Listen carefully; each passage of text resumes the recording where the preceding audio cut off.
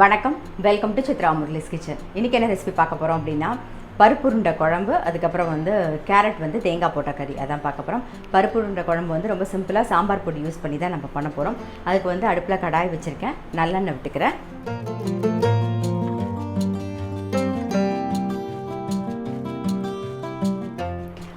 நல்லெண்ணெய் நல்லா காஞ்செடுத்து இப்போ தாளிச்சிடலாம். கடுகு, வெந்தயம், ஒரே ரெண்டு உளுத்தம்பருப்பு, கறிவேப்பிலை, கொஞ்சமாக மஞ்சப்பொடி, பெருங்காயம் சேர்த்துக்கலாம். ஒரு சின்ன பீஸ் பெருங்காயம் சேர்க்குறேன் நான். புளி ஒரு சின்ன நெல்லிக்காய் சைஸில் புளி கரைச்சி வச்சுருக்கேன். ஸோ அதை விடுறேன்.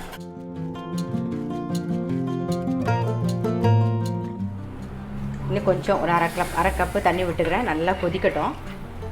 அதுக்குள்ளே என்ன பண்ண போகிறோன்னா, இந்த பக்கம் ஒரு அரை கப்பு கடலைப்பருப்பு, அரை கப்பு துவரம்பருப்பு ஒரு மணி நேரம் நல்லா ஊற வச்சு தண்ணியெல்லாம் வடிய விட்டு எடுத்து வச்சுருக்கேன். இங்கே பாருங்கள், தண்ணியெல்லாம் வடிய விட்டு எடுத்து வச்சுருக்கேன். இதில் ஒரு 4 வரமிளகா, அப்புறம் கொஞ்சம் தேவையான உப்பு,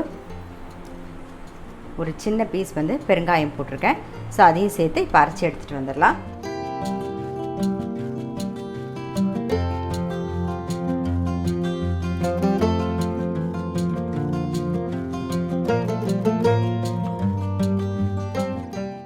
இந்த மாதிரி கோர்ஸாக அரைச்சிக்கணும். இதை ஒரு பவுலில் மாற்றிடலாம்.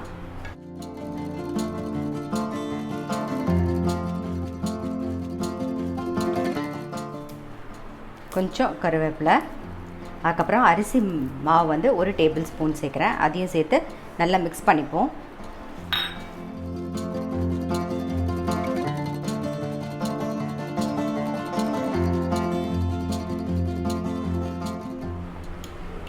நம்ம உருண்டை குழம்புக்கு தேங்காய், அப்புறம் சாம்பார் பொடி, கொஞ்சம் தனியா பொடி சேர்த்து அரைச்சி எடுத்து வச்சுக்கலாம். புளி தண்ணி நல்லா கொதிக்கட்டும். அதுக்கப்புறமா தான் உருண்டையை நம்ம போடணும். ஸோ நல்லா கொதிக்கட்டும். அது இப்போ சாம்பார் பொடி உங்களுக்கு தேவையான அளவு, நீங்கள் எந்த அளவு புளி எடுத்துக்கிறீங்களோ அந்த அளவு சாம்பார் பொடி எடுத்துக்கோங்க. ஒரு 2 ஸ்பூன் போடுறேன். அப்புறம் தனியா பொடி ஒரு கொஞ்சமாக ஒரு அரை டீஸ்பூனுக்கு தனியா பொடி. இப்போ இதை சேர்த்து அரைச்சி எடுத்துகிட்டு வந்துடுறேன்.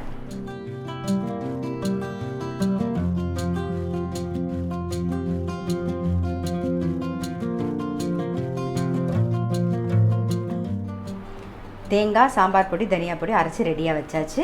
இப்போ உருண்டை கரெக்டாக உருட்டி வச்சுக்கலாம். நம்ம ஒரே சைஸாக இந்த மாதிரி ஒரே சைஸாக உருட்டிக்கலாம்.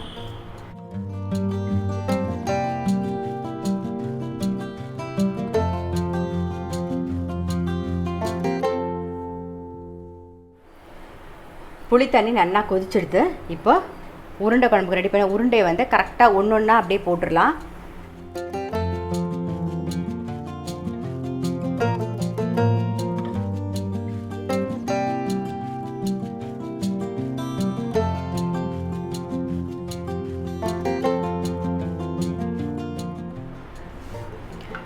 இந்த பக்கம் உருண்டை வேகட்டும். பருப்பு உருண்டை இந்த இடத்துல கடாய் வச்சு எண்ணெய் விட்டுருக்கேன். நான் கேரட் பாசிப்பருப்பு தேங்காய் போட்ட கறி தான் பண்ண போகிறேன். அதுக்கு தாளிக்கலாம். கடுகு, உளுத்தம்பருப்பு, சீரகம், வரமிளகா, கருவேப்பிலை, மஞ்சப்பொடி, ஊற வச்ச பாசிப்பருப்பு,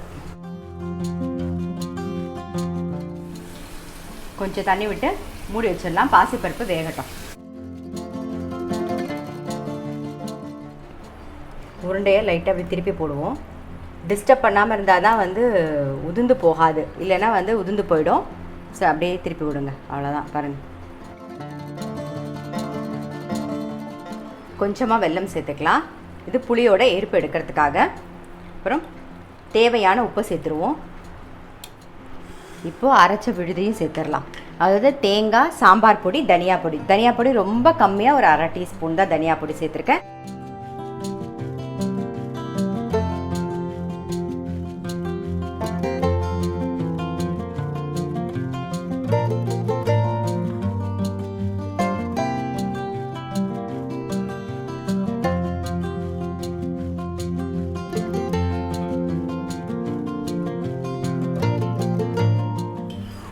பாசிப்பருப்பு ஒரு 3/4 பதம் வெந்துடுது.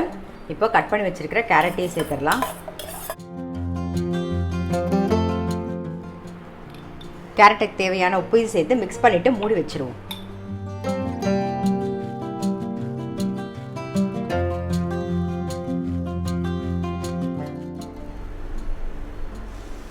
கேரட் நல்லா வெந்தெடுத்து தேங்காய் சேர்த்துக்கலாம். கொஞ்சம் பெருங்காயம் நல்லா மிக்ஸ் பண்ணிவிட்டு ஆஃப் பண்ணிவிடுவோம். நம்மளுடைய கேரட் தேங்காய் போட்டால் கறி ரெடி ஆகிடுது. இந்த பக்கம் வந்து பருப்பு உருண்டை குழம்பும் ரெடி. நல்லா கொதிச்செடுத்து பாருங்கள், நல்லா கொதிச்செடுத்து. ஸோ இதையும் ஆஃப் பண்ணிடலாம். அவ்வளோதான். இந்த மாதிரி தண்ணியாக இருந்தால் தான் நல்லது. அப்புறம் ஆற நல்லா கெட்டிமாயிடும். ஸோ இந்த அளவுக்கு தண்ணியாக வச்சுக்கோங்க. இன்றைக்கி என்ன ரெசிபின்னு பார்த்துருப்பீங்க. ரொம்ப சிம்பிளான ஈஸியான பருப்பு உருண்டை குழம்பு. அதுக்கப்புறம் கேரட் வந்து தேங்காய் போட்ட கறியோட சிம்பிள் தான். நான் எப்பயே சொல்கிற மாதிரி தான் நல்ல சுட சாதத்தில் நெய் விட்டு இந்த பருப்பு உருண்டை குழம்பு பெசஞ்சு சாப்பிட்டிங்கன்னா ரொம்ப நல்லா டேஸ்ட்டாக இருக்கும். கண்டிப்பாக வந்து ட்ரை பண்ணி பாருங்கள்.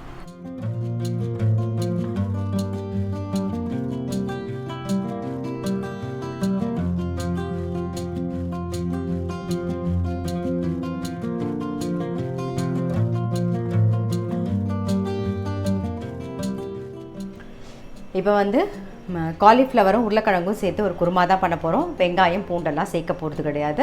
அப்புறம் இடியாப்பம் பண்ண போகிறோம், அவ்வளோதான். ஃபஸ்ட்டு வந்து இந்த பக்கம் வந்து காலிஃப்ளவரும் ஒரு உருளைக்கிழங்கும் வேக வச்சுருக்கேன். ஸோ அது வெந்துட்டுருக்கு. இந்த பக்கம் கடாயில் எண்ணெய் விட்டுருக்கேன், அது காஞ்சிருக்கு. தாளிக்கிறதுக்கு வந்து 2 கிராம்பு, 1 பட்டை, பிரிஞ்சி இலை, கொஞ்சமாக சோம்பு சேர்த்துக்க போகிறேன்.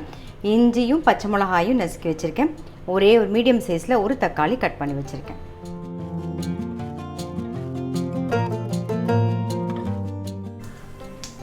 இஞ்சி, பச்சை மிளகா, தக்காளி ஒன்று,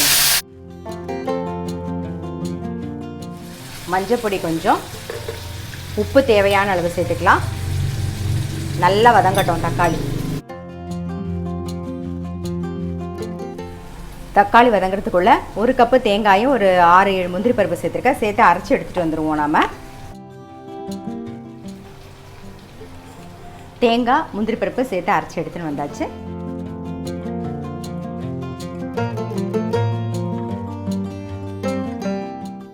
இப்போது தக்காளி நல்லா வதங்கிடுது. தனியா பொடி மட்டும் சேர்த்துக்கலாம். பச்சை மிளகா காரம் மட்டும் போதுன்னா அது போதும். இல்லை உங்களுக்கு வந்து பச்சை மிளகாயோட கொஞ்சம் ரெட் சில்லியும் சேர்த்து போட்டுக்கணுன்னா காரம் மட்டும் பார்த்து அட்ஜஸ்ட் பண்ணி போட்டுக்கோங்க. நான் இன்றைக்கி ரெட் சில்லி சேர்க்க போகிறதில்ல, பச்சை மிளகா காரம் மட்டும்தான். ஸோ தனியா பொடி கொஞ்சம் சேர்த்துக்கிறேன்.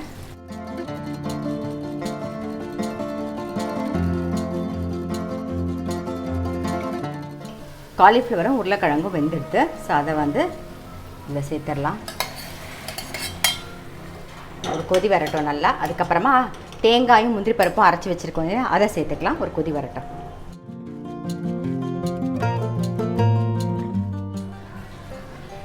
இந்த பக்கம் நல்லா கொதிச்சுன்னு இருக்குது, காலிஃப்ளவரும் உருளைக்கிழங்கும் சேர்ந்து.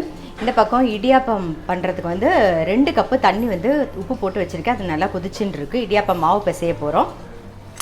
அதுக்கு முன்னாடி இந்த நல்லா கொதிச்செடுத்து குருமாக்கு நம்ம அரைச்சி வச்ச விழுதை சேர்த்துருவோம்.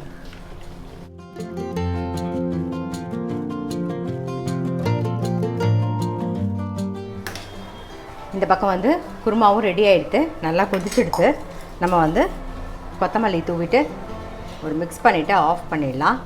இந்த பக்கம் தண்ணி நல்லா கொதிச்செடுத்து நான் ஆஃப் பண்ணிட்டேன். நம்ம இடியாப்பம் மாவு தான் பிசைய போகிறோம். ஸோ அதை எடுத்துக்கலாம்.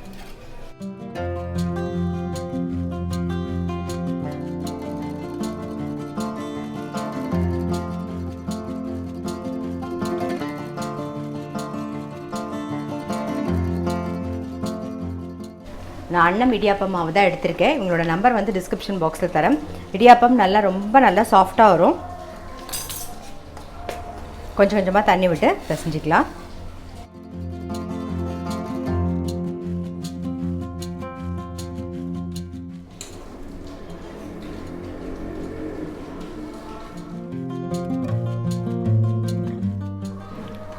நல்லா மிக்ஸ் பண்ணிட்டோம்.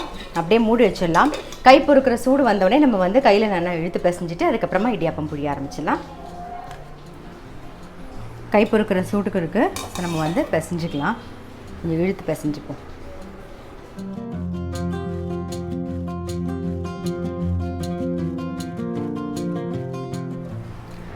இடியாப்ப அச்சில் வந்து பாருங்கள் மாவு நல்லா பிசைஞ்சாச்சு. ஸோ ஒரு உருண்டையாக எடுத்து புழிஞ்சிடுவோம் தட்டில் வந்து எண்ணெய் தடவி லைனாக வச்சுருக்கேன்.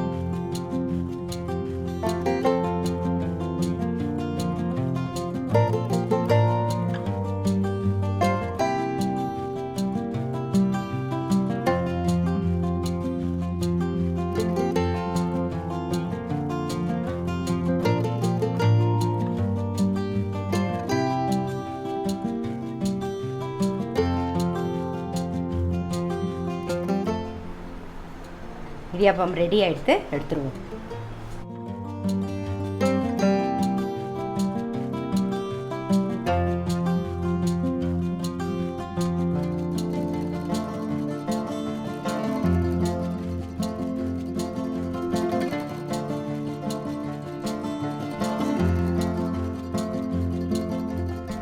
பாருங்கள் சாஃப்டாக நல்லா இடியாப்பம் எவ்வளோ சாஃப்டாக இருக்குது பாருங்கள். ரெடி ஆகிடுத்து எடுத்துடலாம். அவ்வளோதான், மிச்சம் இருக்கிறத புழிஞ்சு எடுத்துக்க வேண்டியதான். இடியாப்பமும் காலிஃப்ளவரும் உருளைக்கிழங்கும் சேர்த்த குருமாவும் இப்போ ரெடி. இப்போ கண்டிப்பாக நீங்களும் வந்து உங்கள் வீட்டில் ட்ரை பண்ணி பாருங்கள். வெங்காயம் பூண்டு சேர்க்காத குருமா.